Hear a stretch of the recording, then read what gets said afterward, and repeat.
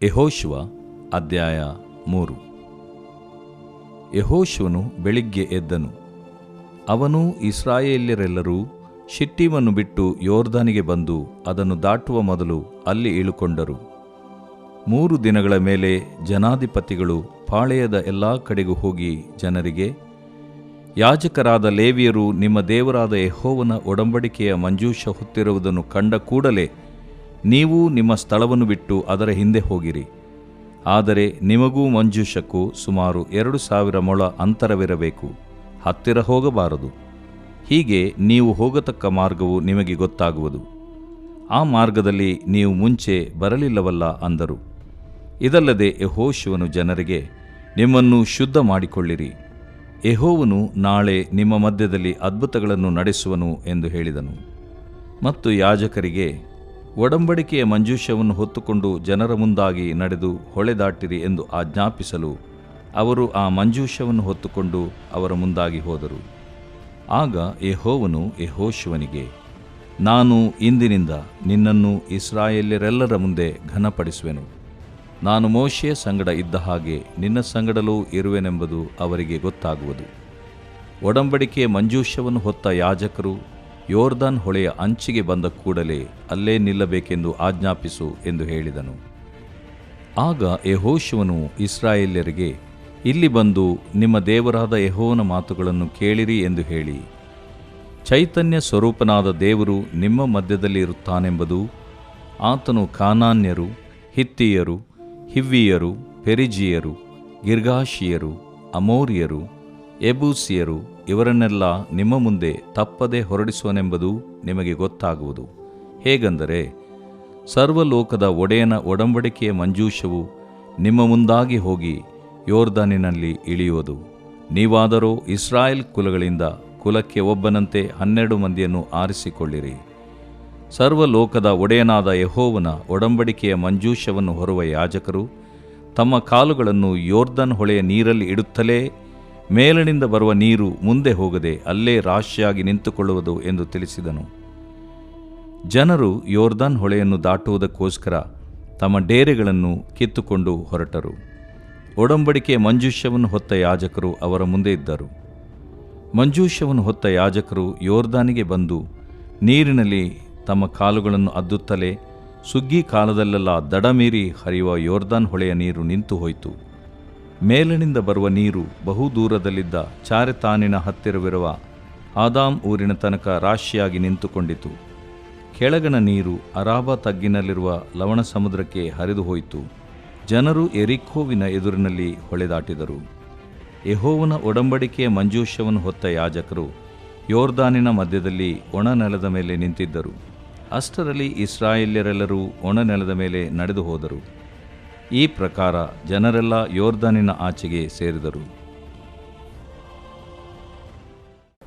ದೇವರು ಪ್ರೀತಿಸುವ ಪ್ರೀತಿಯ ಬಿಗ್ ಜೆ ಟಿವಿ ಪ್ರಿಯ ವೀಕ್ಷಕರಿಗೆ ನಮ್ಮ ಕರ್ತನಾದ ಯೇಸು ಕ್ರಿಸ್ತನ ಹೆಸರಿನಲ್ಲಿ ಸ್ವಾಗತ ಬಯಸ್ತಿದ್ದೇವೆ. ಬನ್ನಿರಿ, ಇಂದಿನ ನಮ್ಮ ಅಧ್ಯಯನ ಯೆಹೋಶುವನ ಗ್ರಂಥ, the book of Joshua, chapter 3, 3ನೇ ಅಧ್ಯಾಯ. 2ನೇ ಅಧ್ಯಾಯದಲ್ಲಿ ಯಾವ ರೀತಿಯಾಗಿ ಯೆಹೋಶುವನ 2 ಗೂಢಚಾರರನ್ನು ಕಳಿಸ್ತಾನೆ, ಹೋಗಿ ಆ ದೇವರು ಕೊಡುವಂಥ ದೇಶವನ್ನು ನೋಡ್ಕೊಂಡು ಬನ್ನಿರಿ, ಮತ್ತು ಯೆರಿಕೋ ಅದನ್ನು ಕೂಡ ನೀವು ಹೋಗಿ ವಿಚಾರಿಸಿ ಅಥವಾ ಸಂಚರಿಸಿ ನೋಡ್ಕೊಂಡು ಬನ್ನಿರಿ ಎಂಬುದಾಗಿ ಹೇಳಿದಾಗ ಇವರು ನೇರವಾಗಿ ರಾಹಾಬಳು ಎಂಬ ಒಬ್ಬ ವೇಶ್ಯವೃತ್ತಿಯ ಮಹಿಳೆ ಹತ್ರ ಹೋಗ್ತಾರೆ. ಮತ್ತು ಆ ಮನೆಗೆ ಅಷ್ಟೊಂದು ಮನೆಗಳಿರಲಾಗಿ ಆ ಮನೆಗೆ ಅಷ್ಟೇ ಅವ್ರು ಯಾಕೆ ಹೋದರು ಎಂಬುದು ಅನಂತರ ಅವರಿಗೆ ಗೊತ್ತಾಗ್ತದೆ. ಯಾಕಂತೇಳಿದರೆ ಅಲ್ಲಿ ಆಕೆಯ ಒಂದು ನಂಬಿಕೆ ನೋಡುವಾಗ ದೇವರನ್ನು ನಂಬಿದ ವ್ಯಕ್ತಿಯಾಗಿರಲಿಲ್ಲ. ಹೌದು, ಒಮ್ಮೆ ಆಕೆಯ ಒಂದು ಜೀವನ ಸರಿಯಾಗಿರಲಿಲ್ಲ. ಹೌದು, ಆಕೆಯ ಒಂದು ವೃತ್ತಿ ಆ ರೀತಿಯಾಗಿ ಕೆಟ್ಟದ್ದಾಗಿ ಇದ್ದಾಗ್ಯೂ ಕೂಡ ಕ್ರಮೇಣ ಆಕೆಯು ದೇವರ ಬಗ್ಗೆ ಕೇಳಿದ್ಲು, ಯೆಹೋವನ ಬಗ್ಗೆ ಕೇಳಿದ್ಲು. ಯೆಹೋವನು ದೇವರು ಕರ್ತನು ಯಾವ ರೀತಿಯಾಗಿ ಐಗುಪ್ತ ದೇಶದವರನ್ನು ಅಲ್ಲಿಂದ ಒಂದು ಅದ್ಭುತ ಮಾಡಿ ಕರ್ಕೊಂಡು ಬಂದ ಎಂಬುದು ಗೊತ್ತಿತ್ತು. ಕೆಂಪು ಸಮುದ್ರ ಬತ್ತಿ ಹೋಗಿದ್ದಾಕೆ ಗೊತ್ತಿತ್ತು ರಾಹಾಬಳಿಗೆ. ಮಾತ್ರವಲ್ಲದೆ ಸಿಹೋನ್ ಎಂಬಂಥ ರಾಜರು ಇಬ್ಬರಿದ್ದರು. ಸಿಹೋನ್ ಓಗ್ ಎಂಬಂಥ ರಾಜರ ಮೇಲೆ ಯುದ್ಧ ಮಾಡಿ ಗೆದ್ದ ಸುದ್ದಿ ಅದು ಕೂಡ ಅಮೋರಿಯರ ಅರಸರ ಅವರಿಬ್ಬರ ಬಗ್ಗೆ ಚರಿತ್ರೆ ಗೊತ್ತಿತ್ತು, ಹಿಸ್ಟ್ರಿ ಗೊತ್ತಿತ್ತು ಮತ್ತು ದೇವರ ಬಗ್ಗೆ ಗೊತ್ತಿತ್ತು. ದೇವರು ಈ ಯೆರಿಕೋ ಪಟ್ಟಣವನ್ನು, ಈ ಕಾನಾನ್ ದೇಶವನ್ನು ಇಸ್ರಾಯೇಲರಿಗೆ ಕೊಟ್ಟಿದ್ದಾನೆ ಎಂಬುದು ಕೂಡ ಆಕೆಗೆ ಗೊತ್ತು. ಯೆಹೋವನ ದೇಶವನ್ನು ನಿಮಗೆ ಕೊಟ್ಟಿರುವುದನ್ನು ಬಲ್ಲೆನು. ವಾವ್, ಆಶ್ಚರ್ಯ! ಇನ್ನೂ ಕೊಟ್ಟಿಲ್ಲ, ಇನ್ನೂ ಹೊತ್ತಿಲ್ಲ, ಇನ್ನೂ ಅವರು ಸ್ವಾಧೀನ ಮಾಡಿಕೊಂಡಿಲ್ಲ, ಆದರೂ ಕೂಡ ಕೊಟ್ಟಿದ್ದಾನೆ ನನಗೆ ಗೊತ್ತು ಎಂಬುದಾಗಿ ಈಕೆ ಮಾತಾಡ್ತಾಳೆ. ಅಷ್ಟೇ ಅಲ್ಲ, ಆಕೆ ಆರಿಕೆ ಭಾಳ ಗಮನಾರ್ಹವಾದದ್ದು. It's a remarkable statement that Rahab does. ರಾಹಾಬಳು ಅಂತ ಹೇಳಿದರೆ ಒಂದು ರೀತಿಯಿಂದ ಹೆಮ್ಮೆಯುಳ್ಳವಳು, ಹೊಗಳಿಕೆಯುಳ್ಳವಳು, ಗರ್ವ ಅಂತ ಕೂಡ ಹೇಳ್ಬೋದು. ಆ ದೀನರಿಗೆ, ಅಹಂಕಾರಿಗಳನ್ನು ದೇವರು ಎದುರಿಸ್ತಾನೆ, ಆದರೆ ದೀನರಿಗೆ ದೇವ್ರ ಕೃಪೆ ಕೊಡ್ತಾನೆ. ಆದರೆ ಈಕೆ ಒಂದು ವೇಳೆ ಅಹಂಕಾರ ಎಂಬ ಹೆಸರು ಇರ್ಬೋದು, ಆದರೆ ಆಕೆ ತಗ್ಗಿಸಿಕೊಂಡಾಗ ದೇವರನ್ನು ನಂಬಿದಾಗ ಆಕೆಗೆ ಕೃಪೆ ಸಿಕ್ತು, ದಯೆ ಸಿಕ್ತು. ದಯೆ ಕೇಳ್ಕೊಳ್ತಾಳೆ. ನಾನು ನಿಮಗೆ ದಯೆ ತೋರಿಸಿದ ಹಾಗೆ ನೀವು ಕೂಡ ನನಗೂ ನನ್ನ ಕುಟುಂಬದವ್ರಿಗೆ ದಯೆ ತೋರಿಸ್ರಿ ಎಂಬುದಾಗಿ ಆಕೆ ಹಳೆ ಒಡಂಬಡಿಕೆ ಭಾಷೆಯಲ್ಲಿ ಆ ದೇವರ ಕೃಪೆ ಬಗ್ಗೆ ಮಾತಾಡ್ತಾಳ್ರಿ. ಇನ್ನೊಂದು ಸ್ಟೇಟ್ಮೆಂಟ್ ಆಕೆ ಹೇಳಿದ್ದು ಬಹಳಷ್ಟು ಗಮನಾರ್ಹವಾದದ್ದು. ಅದೇನಂತ ಹೇಳಿದರೆ, ನಿಮ್ಮ ದೇವರಾದ ಯೆಹೋವನೊಬ್ಬನೇ ಪರಲೋಕದಲ್ಲಿಯೂ ಭೂಲೋಕದಲ್ಲಿಯೂ ದೇವರು ಎಂಬುದಾಗಿ. ಈ ಪರಲೋಕದ ಬಗ್ಗೆಗೂ ಗೊತ್ತಿತ್ತು, ಭೂಲೋಕದ ಬಗ್ಗೆನೂ ಗೊತ್ತಿತ್ತು, ಹಿಸ್ಟ್ರಿ ಸಹ ಗೊತ್ತಿತ್ತು. ಮತ್ತು ಆ ರೀತಿಯಾಗಿ ಹೇಳಿದಾಗ ಗೂಢಚಾರರು ಇಬ್ಬರು ಕೂಡ ಆಯಿತು ಎಂಬುದಾಗಿ ಮಾತು ಕೊಡ್ತಾರೆ. ಮಾತು ಕೊಡೋದು ಅಷ್ಟೇ ಅಲ್ಲದೆ ಕೆಂಪು ದಾರವೊಂದನ್ನು ಆಕೆ ಕೊಟ್ಬಿಟ್ಟು, ಅದನ್ನು ಕಿಟಿಕಿ ಮೇಲೆ ನೀನು ಕಟ್ಟುವುದಾದರೆ ಅದನ್ನು ನಾವು ನೋಡಿ ನಿನ್ನನ್ನು ನಿನ್ನ ಕುಟುಂಬವನ್ನು ರಕ್ಷಿಸ್ತೇವೆ ಎಂದು ಒಂದು ಅಗ್ರಿಮೆಂಟ್, ಒಪ್ಪಂದ ಅವರು ಮಾಡಿಕೊಳ್ತಾರೆ. ಆ ಕೆಂಪು ದಾರವನ್ನು ಕಿಟಿಕಿಗೆ ಆಕೆ ನಂಬಿಕೆಯಿಂದ ಕಟ್ತಾಳೆ. ಮತ್ತು ಅದೇ ಆ ಒಂದು 3 ದಿನ ಆದಮೇಲೆ ಅವರು ಮತ್ತೆ ಯೆಹೋಶುವನ ಕಡೆಗೆ ಆ ಗೂಢಚಾರರು ಇಸ್ರಾಯೇಲರು ಬಂದು ವರದಿ ಮಾಡ್ತಾರೆ ಯೆಹೋಶುವನಿಗೆ ವರದಿ ಮಾಡುವಾಗ ಮೊದಲು ಒಂದು ಸಾರಿ ನಕಾರಾತ್ಮಕವಾಗಿ 10 ಜನರು ವರದಿ ಮಾಡದ ಹಾಗೆ ಮಾಡದೆ ಯೆಹೋಶುವನು ಯಾವ ರೀತಿಯಾಗಿ ವರದಿ ಮಾಡಿದನು ಮೋಶೆಗೆ, ಆ ರೀತಿಯಾಗಿ ಇವರು ಯೆಹೋಶುವನಿಗೆ ವರದಿ ಮಾಡ್ತಾ ಇದ್ದಾರೆ. ಅದೇನಂತ ಹೇಳಿದರೆ, ಯೆಹೋವನು ನಿಜವಾಗಿ ಆ ದೇಶವನ್ನೆಲ್ಲ ನಮಗೆ ಕೊಟ್ಟಿದ್ದಾನೆ, ಕೊಡಬಹುದಲ್ಲ, ಕೊಟ್ಟಿದ್ದಾನೆ. ಯೆಹೋಶುವನ ಗ್ರಂಥ 2:24. ಅದರ ನಿವಾಸಿಗಳೆಲ್ಲ ನಮ್ಮ ನಿಮಿತ್ತ ಕಂಗೆಟ್ಟು ಹೋಗಿದ್ದಾರೆ ಎಂಬಂಥ ಒಂದು ವರದಿಯನ್ನು, ಸಕಾರಾತ್ಮಕವಾದ ವಿಶ್ವಾಸದ ಅರಿಕೆಯನ್ನು ಅವರು ಮಾಡಿದಾಗ ಯೆಹೋಶುವನು ಒಳ್ಳೆ ನಿದ್ದೆ ಮಾಡಿದನು ಅವತ್ತು ಆ ಸುದ್ದಿಯನ್ನು ಕೇಳಿ ಅಂತ ನನಗೆ ಅನಿಸ್ತದೆ. ಹೇಗೆ ಅಂತ ಹೇಳಿದ್ರೆ, ಯೆಹೋಶುವ 3:1, ಯೆಹೋಶುವನು ಬೆಳಗ್ಗೆ ಎದ್ದನು, ಚೆನ್ನಾಗಿ ನಿದ್ದೆ ಮಾಡಿ ವರದಿ ಸಿಕ್ಕಿತು. ಆದ ಕಾರಣ ಈಗ ನಾನು ರೆಡಿ, ಎಲ್ಲರನ್ನೂ ಸಿದ್ಧ ಮಾಡಿಕೊಂಡು ಈಗ ಕಾನಾನ್ ದೇಶವನ್ನು ನಾವು ವಶಪಡಿಸ್ಕೊಳ್ಬೇಕು, ಸ್ವಾಧೀನ ಮಾಡಿಕೊಳ್ಬೇಕಂತ ಹೊಸ ನಾಯಕನು, ಹೊಸ ಹುಮ್ಮಸ್ಸು, ಹೊಸ ಹುರುಪು, ಹೊಸದಾದಂಥ ಒಂದು ಧೈರ್ಯ, ಹೊಸದಾದಂಥ ಒಂದು ಅನುಭವ. ಮೋಶೆ ಯಾವ ರೀತಿಯಾಗಿ ಯೆಹೋಶುವನನ್ನು ಗೂಢಚಾರರಾಗಿ ಕಳಿಸಿದನು, ಅದೇ ರೀತಿಯಾಗಿ ಯೆಹೋಶುವನು ಬೇರೆ ಇಬ್ಬರನ್ನ ಕಳಿಸಿದರ ನಿಮಿತ್ತ 12 ಜನರನ್ನು ಕಳಿಸಲಿಲ್ಲ, ಬರೀ ಇಬ್ಬರನ್ನಷ್ಟೇ ಕಳಿಸ್ತಾನೆ. ಆ ಇಬ್ಬರು ವಿಶ್ವಾಸದವರಾಗಿದ್ದರು. ಮೋಶೆ ಕಳಿಸಿದಾಗ 12 ಜನನ ಕಳಿಸಿದ್ನು. ಆ ಕಳಿಸಿದಾಗ 10 ಜನರು ಮೆಜಾರಿಟಿ ಬಂದು ಅಪನಂಬಿಕೆ, ನಕಾರಾತ್ಮಕವಾದಂಥ ವರದಿ ತಗೊಂಡು ಬಂದರು. ಇಬ್ಬರು ಮಾತ್ರ ಸಕಾರಾತ್ಮಕವಾದ ವರದಿಯನ್ನು ನಂಬಿಕೆಯ ಮಾತುಗಳನ್ನು ತಗೊಂಡು ಬಂದರು. ಆದ ಕಾರಣ ಯೆಹೋಶುವನ 12 ಜನರನ್ನು 12 ಗೋತ್ರದಿಂದ ಕಳಿಸಿದೆ, 2 ವ್ಯಕ್ತಿಗಳನ್ನು ಕಳಿಸ್ಕೊಡ್ತಾನೆ ರೀ. ಸರಿ, ಯೆಹೋಶುವನು ಬೆಳಗ್ಗೆ ಎದ್ದನು, ಅವನು ಇಸ್ರಾಯೇಲರೆಲ್ಲರೂ ಶಿಟ್ಟೀಮನ್ನು ಬಿಟ್ಟು ಯೋರ್ಧನಿಗೆ ಬಂದು ಅದನ್ನು ದಾಟುವ ಮೊದಲು ಅಲ್ಲಿ ಇಳ್ಕೊಡ್ರಿ. ಇನ್ನೇನು ಯೋರ್ಧನ್ ದಾಟ್ತಾರೆ, ದಾಟುವುದಕ್ಕೆ ಮುಂಚಿತವಾಗಿ ಅಲ್ಲಿ ಇಳ್ಕೊಳ್ತಾನೆ ರೀ. 3 ದಿನಗಳ ಮೇಲೆ ಜನಾಧಿಪತಿಗಳು ಪಾಳ್ಯದ ಎಲ್ಲ ಕಡೆಗೆ ಹೋಗಿ ಜನರಿಗೆ ಮಾತಾಡ್ತಾರೆ. ಇಲ್ಲಿ 3ನೇ ಅಧ್ಯಾಯದಲ್ಲಿ ಚಿಕ್ಕ ಅಧ್ಯಾಯ ಇದು, ಸುಮಾರು 17 ವಚನಗಳು, ಒಟ್ಟು 17 ವಚನಗಳು ಇರುವಂಥ ಒಂದು ಅಧ್ಯಾಯ ಇದು. ಇದರಲ್ಲಿ 10 ಸಾರಿ ಒಂದು ಪದ ಬರ್ತದೆ ಮತ್ತು 7 ಸಾರಿ ಇನ್ನೊಂದು ಪದವು ಬರ್ತದೆ. ಸುಮಾರು 10 ಸಾರಿ ಬರುವಂಥ ಆ ಪದ ಯಾವುದಂದರೆ ಮಂಜೂಷ. ಮಂಜೂಷ ಮಂಜೂಷ ಎಂಬಂಥ ಪದ. ಹಾಗಾದರೆ ಒಂದು ಅನುಭವ ಹೊಂದುವುದು ಹೇಗೆ? ಮಂಜೂಷವು ದೇವರ ಸನ್ನಿಧಾನವನ್ನು ತೋರಿಸ್ತದೆ ಅಥವಾ ದೇವರನ್ನೇ ಸೂಚಿಸ್ತದೆ. ಆದ ಕಾರಣ ಕಾನಾನ್ ದೇಶ ವಶಪಡಿಸಿಕೊಳ್ಳೋದು ಹೇಗೆ? ದೇವರು. ಯಾರ ಜೊತೆಗೆ ನಾವು ಹೋಗಿ ಕಾನಾನ್ ದೇಶ ವಶಪಡಿಸಿಕೊಳ್ಬೇಕು? ದೇವರು. ಯೋರ್ದನನ್ನು ದಾಟುವುದು ಹೇಗೆ? ದೇವರು. ಅನಂತರ ಯೆರಿಕೋ ಆ ಪಟ್ಟಣವನ್ನು ವಶಪಡಿಸಿಕೊಳ್ಳೋದು ಹೇಗೆ? ದೇವರು ಅಥವಾ ದೇವರ ಸನ್ನಿಧಾನ. ದೇವರ ಸನ್ನಿಧಾನ.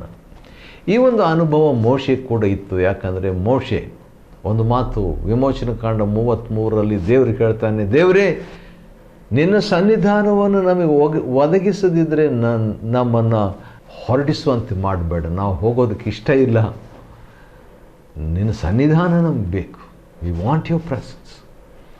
ದೇವ ಸಾನ್ನಿಧ್ಯ ಬಹು ಪ್ರಾಮುಖ್ಯವಾದದ್ದು ವಿಶ್ವಾಸಿಗಳ ಜೀವನದಲ್ಲಿ. ಅದೇ ರೀತಿಯಾಗಿ ಇಲ್ಲಿ ಕೂಡ ಯೆಹೋಶುವನು 10 ಸಾರಿ ಮಂಜೂಷ ಮಂಜೂಷ ಎಂಬಂಥ ಮಾತು ಇಲ್ಲಿ ಇರುವಾಗ ದೇವರ ಸಾನ್ನಿಧ್ಯಕ್ಕೆ ಎಷ್ಟು ಆದ್ಯತೆ ಇವರು ಕೊಟ್ಟಿದ್ರು ಎಂಬುದಾಗಿ ನಾವು ನೋಡ್ತೇವೆ. ಮತ್ತು 7 ಸಾರಿ ಇನ್ನೊಂದು ಪದ ಬರ್ತದೆ ಈ 17 ವಚನಗಳಿರುವಂಥ 3ನೇ ಅಧ್ಯಾಯದಲ್ಲಿ. ಅದು ಯಾವುದು ಅಂದರೆ ಒಡಂಬಡಿಕೆ. ಒಡಂಬಡಿಕೆ ಒಡಂಬಡಿಕೆ ಒಡಂಬಡಿಕೆ ಎಂಬುದು ಭಾಳ ಪ್ರಾಮುಖ್ಯವಾದಂಥ ಒಂದು ಅನುಭವ. ಒಬ್ಬ ದೊಡ್ಡ ವ್ಯಕ್ತಿ ಚಿಕ್ಕ ವ್ಯಕ್ತಿಯೊಂದಿಗೆ, ಬಲಿಷ್ಠನಾದ ವ್ಯಕ್ತಿ ಬಲಹೀನನಾದ ವ್ಯಕ್ತಿಯೊಂದಿಗೆ ಮಾಡಿಕೊಳ್ಳುವಂಥ ಈ ಒಪ್ಪಂದ, ಒಡಂಬಡಿಕೆ ಮಹತ್ವವಾದದ್ದು. ಸಾಮಾನ್ಯವಾಗಿ ವ್ಯಕ್ತಿಗಳು ಒಡಂಬಡಿಕೆ ಮಾಡಿಕೊಳ್ತಾರೆ, ಆದರೆ ದೇವರು ನಾನೇ ಒಡಂಬಡಿಕೆ ಮಾಡಿಕೊಳ್ತೀನಿ. ಮೋಶೆಗೆ ಆ ಮಾತನ್ನು ಮೋಶೆ ಮುಖಾಂತರವಾಗಿ ಇಸ್ರಾಯೇಲರಿಗೆ ಹೇಳಿದಾಗ ಇಸ್ರಾಯೇಲರಿಗೆ ಭಾಳ ಆಶ್ಚರ್ಯವಾಗಿದ್ದಿರಬೇಕು. ಯಾಕಂತ ಹೇಳಿದರೆ ದೇವರು ಮೋಶೆ ಮುಖಾಂತರವಾಗಿ ಇಸ್ರಾಯೇಲರಿಗೆ ನಾನು ಈಗ ನಿಮ್ಮ ಜೊತೆಯಲ್ಲಿ ಒಡಂಬಡಿಕೆಯನ್ನು ಮಾಡಿಕೊಂಡಿದ್ದೇನೆ ಎಂಬುದಾಗಿ ದೇವರು ಹೇಳಿದಾಗ ಆಶ್ಚರ್ಯವಾಗಿರಬೇಕು ಇಸ್ರಾಯೇಲರಿಗೆ. ಇಲ್ಲಿ ಕೂಡ ಒಡಂಬಡಿಕೆಯ ಒಂದು ಮಂಜೂಷ. ದೊಡ್ಡ ವ್ಯಕ್ತಿ ಚಿಕ್ಕ ವ್ಯಕ್ತಿಗಾಗಿ ಜವಾಬ್ದಾರಿಕೆ ತೆಗೆದುಕೊಳ್ಳುವಂಥದ್ದು ಈ ಒಡಂಬಡಿಕೆಯಲ್ಲಿ. ಹೌದು, ದೊಡ್ಡ ವ್ಯಕ್ತಿ ಚಿಕ್ಕ ವ್ಯಕ್ತಿಗಾಗಿ ಯುದ್ಧ ಮಾಡಿ ಅವರನ್ನು ಸುರಕ್ಷತೆಯಲ್ಲಿ, ಭದ್ರತೆಯಲ್ಲಿ, ಸಾಧ್ಯವಾದರೆ ಪ್ರಾಣ ಕೂಡ ಕೊಟ್ಟು ಕಾಪಾಡುವಂಥದ್ದು ಒಡಂಬಡಿಕೆಯಲ್ಲಿ ಒಂದು ಅಂಶ. ದೇವರು ಅದನ್ನೇ ಇಸ್ರಾಯೇಲರ ಜೊತೆಯಲ್ಲಿ ಒಡಂಬಡಿಕೆಯನ್ನು ಮಾಡಿಕೊಂಡು ಆ ಒಂದು ಮಂಜೂಷಕ್ಕೆ, ಆತನ ಸನ್ನಿಧಾನಕ್ಕೆ ಅಥವಾ ಸಾನ್ನಿಧ್ಯಕ್ಕೆ ಒಡಂಬಡಿಕೆಯ ಮಂಜೂಷ, ದ ಕವನೆಂಟ್ ಆಫ್ ಆರ್ಕ್. ಎಂಥ ಒಂದು ಸುಂದರವಾದಂಥ ಮಾತು, ಪದ ನೋಡ್ರಿ. ಅದರಲ್ಲಿ ಎಷ್ಟೊಂದು ಸಂದೇಶ, ಎಷ್ಟೊಂದು ಅರ್ಥ ಒಳಗೊಂಡಿದೆ, ಎಷ್ಟು ವಿಷಯಗಳು ದೇವರು ಹೇಳುವ ಆತನಾಗಿದ್ದಾನೆ. ಒಡಂಬಡಿಕೆ ಮಂಜೂಷ ಹೊತ್ತಿರುವಂಥ ಯಾಜಕರು ಅದನ್ನು ಹೊತ್ಕೊಂಡು ಮುಂದೆ ಹೋಗ್ತಾರೆ. ಆದರೆ ಮುಂಚೆ ಹೋಗದಂಥ ಒಂದು ಸ್ಥಳಕ್ಕೆ ಅವರು ಹೋಗ್ತಾರೆ. ನಾವು 5ನೇ ವಚನದಲ್ಲಿ ನಾವು ನೋಡ್ತೇವೆ, ಯೆಹೋಶುವ 3 5 ಯೆಹೋಶುವನು ಜನರಿಗೆ ನಿಮ್ಮನ್ನು ಶುದ್ಧ ಮಾಡಿಕೊಳ್ಳಿರಿ. ಈ ಹೊತ್ತು ಅಂದರೆ ಶುದ್ಧ ಮಾಡಿಕೊಳ್ಳ್ರಿ ಅಂದರೆ ಇವತ್ತು ಅಥವಾ ಈಗ ನಿಮ್ಮನ್ನು ಶುದ್ಧ ಮಾಡಿಕೊಳ್ಳ್ರಿ. ಯೆಹೋವನು ನಾಳೆ ನಿಮ್ಮ ಮಧ್ಯದಲ್ಲಿ ಅದ್ಭುತಗಳನ್ನು ನಡೆಸುವನು. ಅದ್ಭುತಗಳಲ್ಲಿ 10 ವಿಧವಾದ ಅದ್ಭುತಗಳು ಕನಿಷ್ಠ ಪಕ್ಷ ದೇವರ ವಾಕ್ಯದಲ್ಲಿ ನಾವು ನೋಡ್ತೇವೆ. ಅದ್ಭುತಗಳೇ, ಆದರೆ ವಿಧ ವಿಧವಾದ ಅದ್ಭುತಗಳು. ಉದಾಹರಣೆಗೆ ಅದ್ಭುತಗಳಲ್ಲಿ ಒಂದು ಮೋಶೆ ಮಾಡಿದ ಅದ್ಭುತ, ಎರಡನೇದು ಐಗುಪ್ತರಾದ ಮಾಂತ್ರಿಕರು ಮಾಡಿದಂಥ ಒಂದು ನಕಲಾದ ಅದ್ಭುತ, ಮೂರನೇದು ಮೋಶೆ ಅವಿಧೇಯನಾದಾಗಿಯೂ ನಡೆದಂಥ ಒಂದು ಅವಿಧೇಯತೆಯ ಫಲವಾಗಿ ಬಂದಂಥ ಒಂದು ಅದ್ಭುತ. ಮತ್ತು ಅದೇ ಸಂದರ್ಭದಲ್ಲಿ ಒಂದೊಂದಾಗಿ ನೋಡುವಾಗ ಬೇರೆ ಬೇರೆ ಸಂಶೋಧನೆಯ ಪರೀಕ್ಷೆಯ ಒಂದು ಅದ್ಭುತ. ಧರ್ಮೋಪದೇಶ ಕಾಂಡ 13ನೇ ಅಧ್ಯಾಯದಲ್ಲಿ ಒಬ್ಬ ಸುಳ್ಳು ಪ್ರವಾದಿ ಬಂದು ತಾನು ಹೇಳಿದ್ದು ಸರಿ ಅಂತ ರುಚಿಪಡಿಸ್ಲಿಕ್ಕೆ ಅಂತ ಹೇಳ್ಬಿಟ್ಟು ಒಂದು ಅದ್ಭುತ ಮಾಡಿದರೂ ಆ ಅದ್ಭುತ ನಡೆದರೂ ಕೂಡ ಅಂತ ಹೇಳ್ಬಿಟ್ಟು ಹೇಳುವಾಗ ಅದು ಸುಳ್ಳು ಪ್ರವಾದಿಯ ಒಂದು ಅದ್ಭುತ. ಈ ರೀತಿಯಾಗಿ ವಿಧ ವಿಧವಾದ ರೀತಿಯ ಅದ್ಭುತಗಳು ಬೈಬಲ್ನಲ್ಲಿದೆ. ಮತ್ತಾಯ 7:22-23ನೇ ವಚನದಲ್ಲಿ ಸ್ವಾಮಿ ನಿನ್ನ ಹೆಸರಿನಲ್ಲಿ ನಾವು ಅದ್ಭುತಗಳನ್ನು ಮಾಡಲಿಲ್ವೇ ಅಂತ ಹೇಳಿದಾಗ ಯೇಸು ಕರ್ತನವರಿಗೆ ನಿಮ್ಮ ಗುರುತು ನಾನೆಂದು ಕಾಣೆನೋ, ಧರ್ಮವನ್ನು ಮೀರಿ ನಡೆಯುವರೇ ನನ್ನಿಂದ ತೊಲಗಿ ಹೋಗಿರಿ. ಅದ್ಭುತ ಮಾಡಿದರು, ಅಧರ್ಮದ ಅದ್ಭುತ, ಆತ್ಮ ಅಧರ್ಮವಾಗಿತ್ತು, ಅದ್ಭುತ ಚೆನ್ನಾಗಿಯೇ ಇತ್ತು. ಅದು ಕೂಡ ಒಂದು ಅದ್ಭುತ ಎಂಬುದಾಗಿ ನೋಡ್ತೀವಿ. ವಂಚನೆಯ ಅದ್ಭುತ ಕೂಡ 2ನೇ ಥೆಸಲೋನಿಕದವರಿಗೆ ಬರೆದ ಪತ್ರಿಕೆ 2ನೇ ಅಧ್ಯಾಯದಲ್ಲಿ ವಂಚಿಸುವ ಒಂದು ಆತ್ಮಗಳ ಒಂದು ಅದ್ಭುತ. ಆದರೆ ಇಲ್ಲಿನ ಅದ್ಭುತ ಎಂತಂದರೆ 3ನೇ ಅಧ್ಯಾಯ 5ನೇ ವಚನ, ನಿಮ್ಮನ್ನು ಶುದ್ಧ ಮಾಡಿಕೊಡ್ರಿ, ನಾಳೆ ನಿಮ್ಮ ಮಧ್ಯದಲ್ಲಿ ದೇವರು ಅದ್ಭುತ ಮಾಡ್ತಾನೆ. ಶುದ್ಧತ್ವದ ಅದ್ಭುತ ಅಂತ ಹೇಳ್ಬೋದು. ಸರಿ, ಒಡಂಬಡಿಕೆಯ ಬಗ್ಗೆ 7 ಸಾರಿ, ಮಂಜೂಷದ ಬಗ್ಗೆ 10 ಸಾರಿ ಇರುವಂಥ ಈ ಅಧ್ಯಾಯದಲ್ಲಿ ಅವರಿಗೆ ಜಯ ಹೇಗೆ ಸಿಕ್ತು? ಒಡಂಬಡಿಕೆ ಮುಖಾಂತರ ದೇವರ ಸನ್ನಿಧಾನವನ್ನು ಸೂಚಿಸುವಂಥ ಅದ್ಭುತದ ಮುಖಾಂತರ ಅವರಿಗೆ ಸಿಕ್ತು. ಯೆಹೋಶುವನಿಗೆ ಹೇಳಿದಂಥ ಒಂದು ಮಾತು ಏನಂತ ಹೇಳಿದರೆ, ಇಂದಿನಿಂದ ನಾನು ನಿನ್ನನ್ನು ಇಸ್ರಾಯೇಲರ ಮುಂದೆ ಘನಪಡಿಸುವನು ಅಥವಾ ಘನಪಡಿಸುವೇನು ಎಂಬುದಾಗಿ 3:7ರಲ್ಲಿ ದೇವರು ಯೆಹೋವ ದೇವರು ಯೆಹೋಶುವನನ್ನು ಗೌರವಿಸ್ತಾನೆ, ಘನಪಡಿಸ್ತಾನೆ, ಸನ್ಮಾನಿಸ್ತಾನೆ. ದೇವರು ಸನ್ಮಾನಿಸುವಂಥ ಸನ್ಮಾನ PhD ಸನ್ಮಾನ ರೀ. ಜನರು ಕೂಡ ನಮ್ಮನ್ನು ಸನ್ಮಾನಿಸ್ತಾರೆ, ಹೂವಿನ ಮಾಲೆಯನ್ನು ಹಾಕ್ತಾರೆ ಅಥವಾ ಶಾಲ್ ಓದಿಸ್ತಾರೆ, ಒಳ್ಳೆಯದೇ, ಅದು LKG ಸನ್ಮಾನ. ಆದರೆ ದೇವರು ತಾನೇ ಸನ್ಮಾನಿಸುವಂಥ ವ್ಯಕ್ತಿ PhD ಸನ್ಮಾನ ಹೊಂದಿದ ವ್ಯಕ್ತಿ. ದೇವರು ತಾನೇ ಸರ್ಟಿಫಿಕೇಟ್ ಕೊಡುವಾಗ ಅದು ನಿರಂತರವಾದದ್ದು, ಅತ್ಯಂತ ದೊಡ್ಡ ವ್ಯಕ್ತಿ ಕೊಡುವಂಥದ್ದು. ಮತ್ತು ಅವರ ಒಂದು ಒಪ್ಪಂದ ಏನಾಗಿತ್ತು ಎಂಬುದಾಗಿ ನೋಡುವಾಗ ಅದಕ್ಕಿಂತ ಮುಂಚೆ ಒಂದು ಮಾತು ಹೇಳಬೇಕು. ಯೆಹೋಶುವನು ದೇವರನ್ನು ಏನಂತ ಕರೀತಾನಂತ 2 ಸಾರಿ ನಾವು ನೋಡ್ತೇವೆ. 11ನೇ ವಚನ ಮತ್ತು 13ನೇ ವಚನದಲ್ಲಿ ದೇವರಿಗೆ ಸರ್ವಲೋಕದ ಒಡೆಯನು. 11ನೇ ವಚನ ಸರ್ವಲೋಕದ ಒಡೆಯನು. 13ನೇ ವಚನ ಯೆಹೋಶುವನು ನೋಡ್ರಿ, ದೇವರಿಗೆ ಯಾವ ರೀತಿಯಾಗಿ ಆತನು ಕರೆಯುವಾತನಾಗಿದ್ದಾನೆ. ಸರ್ವಲೋಕದ ಒಡೆಯನು. ಸರ್ವಲೋಕದ ಒಡೆಯನು ಒಂದು ಸಣ್ಣ ಸ್ಥಳ, ಕಾನಾನ್ ದೇಶವನ್ನು, ಸಣ್ಣ ಸ್ಥಳ ಯೆರಿಕೋ ಪಟ್ಟಣವನ್ನು ಕೊಡದೇ ಇರ್ತಾನ. ಯೆಹೋಶುವನ ನಂಬಿಕೆ ಅಷ್ಟು ದೊಡ್ಡದಾಗಿತ್ತು.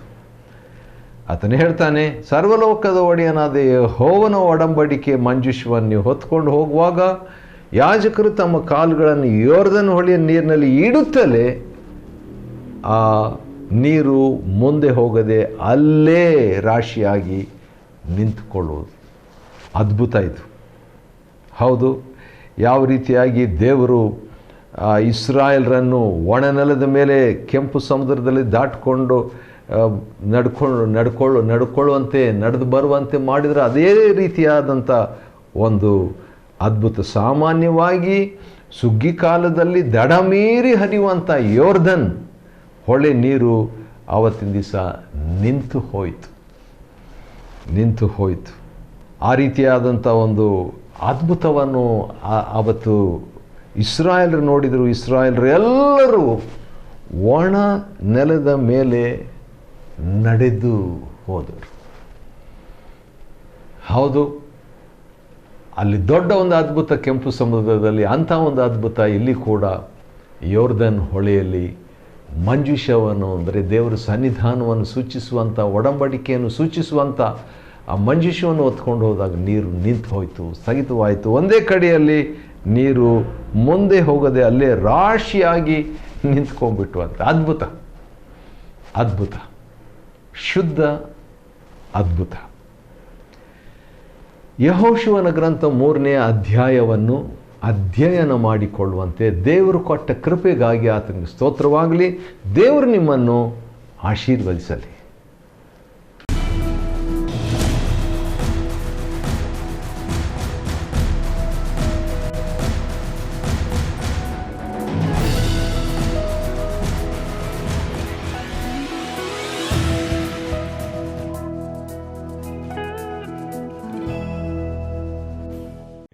Chapter 3. And Joshua rose early in the morning, and they removed from Shittim, and came to Jordan, he and all the children of Israel, and lodged there before they passed over.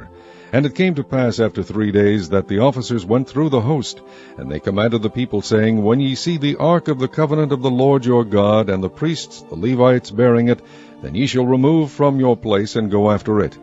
Yet there shall be a space between you and it, about 2,000 cubits by measure. Come not near unto it, that ye may know the way by which ye must go, for ye have not passed this way heretofore. And Joshua said unto the people, Sanctify yourselves, for tomorrow the Lord will do wonders among you. And Joshua spake unto the priests, saying, Take up the ark of the covenant, and pass over before the people. And they took up the ark of the covenant, and went before the people. And the Lord said unto Joshua, This day will I begin to magnify thee in the sight of all Israel, that they may know that as I was with Moses, so I will be with thee. And thou shalt command the priests that bear the ark of the covenant, saying, When ye are come to the brink of the water of Jordan, ye shall stand still in Jordan. And Joshua said unto the children of Israel, Come hither, and hear the words of the Lord your God. And Joshua said, Hereby ye shall know that the living God is among you, and that he will without fail drive out from before you the Canaanites, and the Hittites, and the Hivites, and the Perizzites, and the Girgashites, and the Amorites, and the Jebusites. Behold, the ark of the covenant of the Lord of all the earth passeth over before you into Jordan. Now therefore take you 12 men out of the tribes of Israel, out of every tribe a man. And it shall come to pass, as soon as the soles of the feet of the priests that bear the ark of the Lord of all the earth, shall rest in the waters of Jordan, that the waters of Jordan shall be cut off from the waters that come down from above, and they shall stand upon an heap. And it came to pass, when the people removed from their tents, to pass over Jordan, and the priest bearing the ark of the covenant before the people, and as they that bear the ark were come into Jordan, and the feet of the priests that bear the ark were dipped in the brim of the water, for Jordan overfloweth all his banks all the time of harvest, that the waters which came down from above stood and rose up upon an heap very far from the city Adam, that is beside Zaretan, and those that came down toward the sea of the plain, even the salt sea, failed, and were cut off, and the people passed over right against Jericho. And the priests that bear the ark of the covenant of the Lord stood firm on dry ground in the midst of Jordan, and all the Israelites passed over on dry ground, until all the people were passed clean over Jordan.